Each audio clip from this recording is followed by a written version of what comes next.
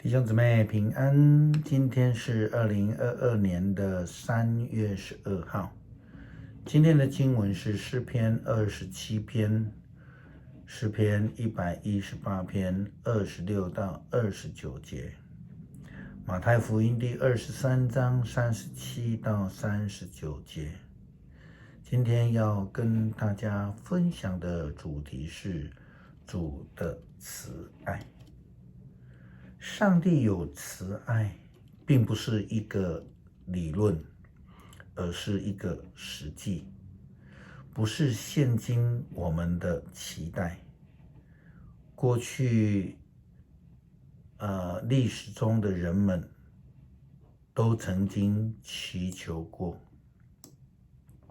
在圣经里，这是上帝的应许。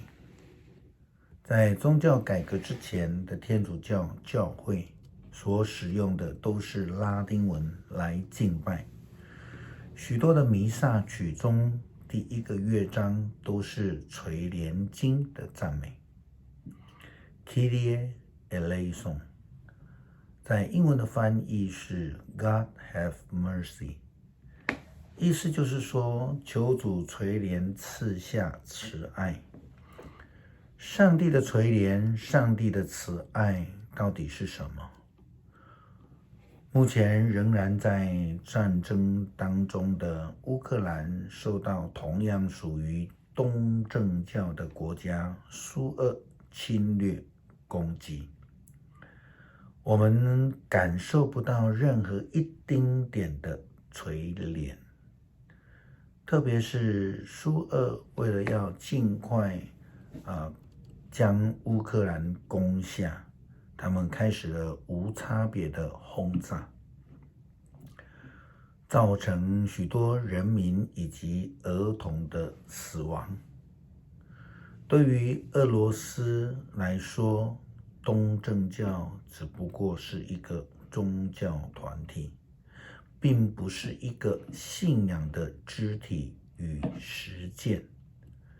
因此，普丁以及身边的人们虽然都在东正教教会里，却不具有主的慈爱之特质。大卫的诗篇118篇26到29节，愿上帝赐福给奉上主的名来的那位。我们从上主的圣殿祝福你们。上主是上帝，他光照我们，开始我们的节庆，拿起树枝向着祭坛行进吧。你是我的上帝，我感谢你。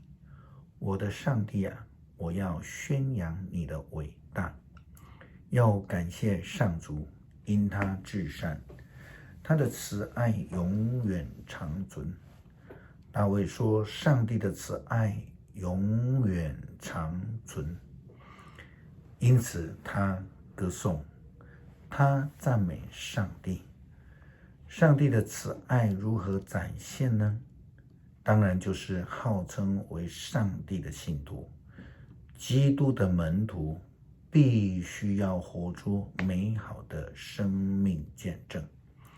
因此，如果有人说希特勒也是基督徒，或说普丁也上教堂去做礼拜，说什么我也不会相信。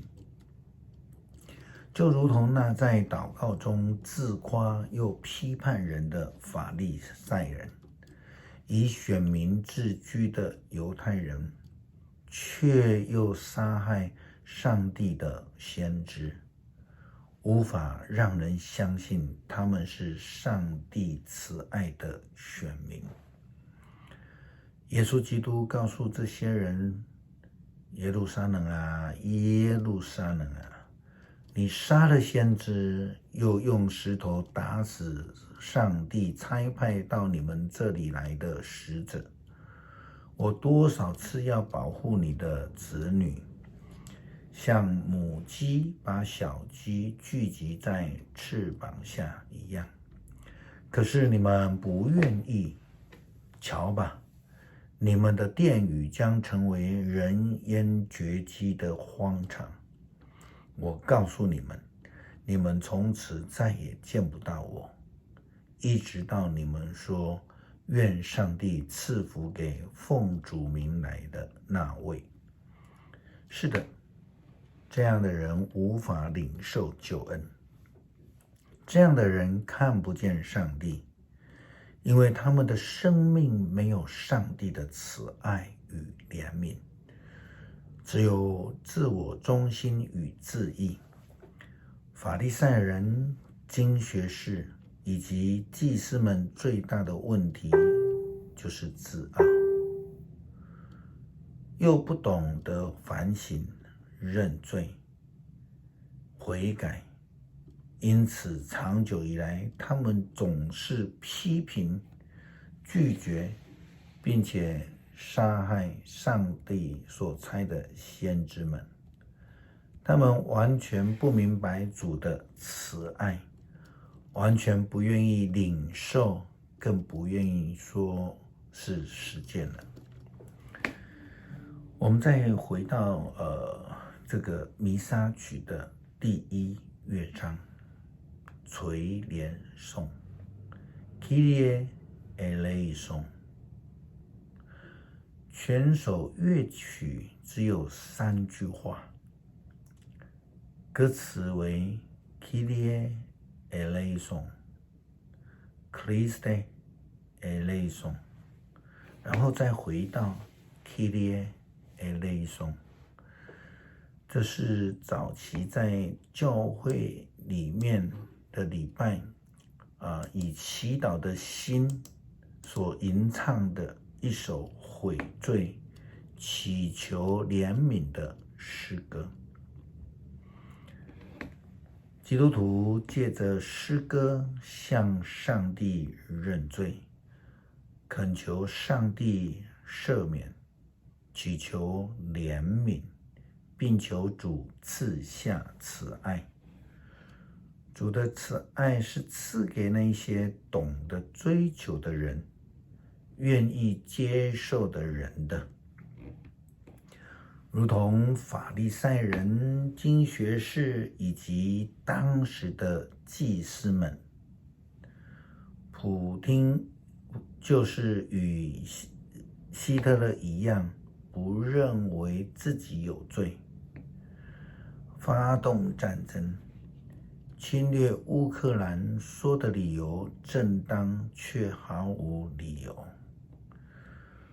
不但造成了乌克兰的军事设施、平房、军人以及无辜的人民死亡，除此之外，也造成了许多不明就里的俄罗斯军人伤亡。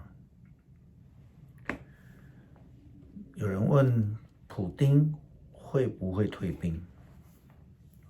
牧师个人认为不会，除非他惨败、被抓，甚至死亡。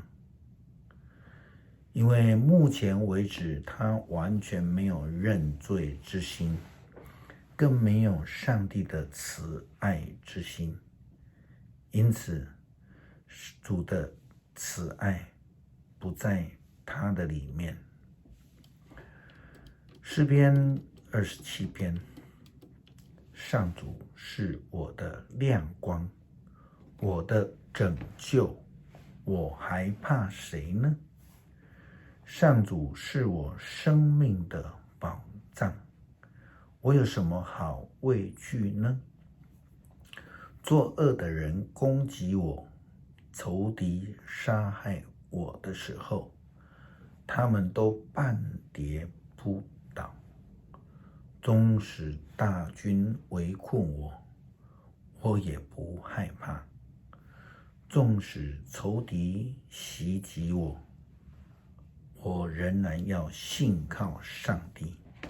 我向上主只求一件事，只有这一件事是我的期望，就是一生一世住在上主的家，在殿宇里瞻仰他的美善，寻求他的引导。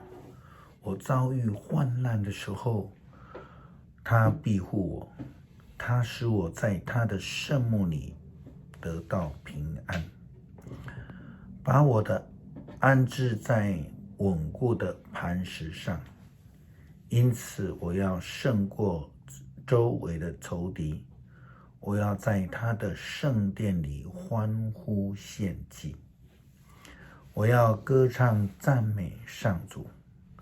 上主啊，求你垂听我的呼求，求你怜悯我，应答我。你对我说，到我这里来。上主啊，我正要寻求你，求你不要躲开不理我，求你不要发怒赶走你的仆人。你一直是我的帮助，拯救我的上帝啊，求你不要离弃我。就是我的父母离弃我，上主也要看顾我。上主啊，求你指示我该走的道路，仇敌在窥视我，求你引导我走平坦的路。他们用谎言攻击我，恐吓我，求你别让我落在他们手中。我相信在有生之日，我会见到上主的美善，要信靠上主，要坚强壮胆，要信靠上主。感谢上帝以你的慈爱来爱我们，求主你赦免我们的过犯，使我们回转向你，领受你的救恩。我们恳求主你的慈爱也降临到乌克兰的人民，让他们能够早日脱离侵略者的手。祷告是奉主耶稣基督的名求，阿们。